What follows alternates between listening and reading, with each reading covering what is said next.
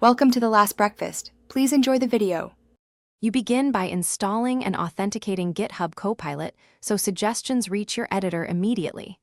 You sign in with GitHub credentials, then enable Copilot in workspace settings to allow inline completions. Once done, open a real project file and position your cursor where you need help. Do not test in an empty file. This primes context-aware suggestions.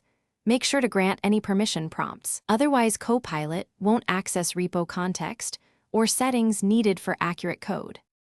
You now drive Copilot with intent-focused prompts and inline comments so suggestions match design and domain logic. Start with a short description, then add constraints like types or performance limits. This steers output while reducing edits.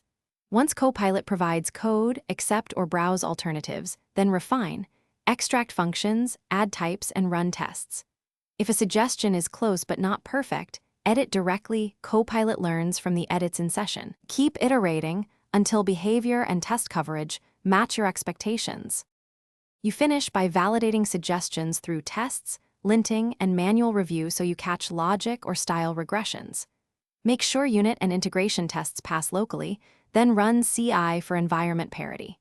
Review security and license considerations before merging.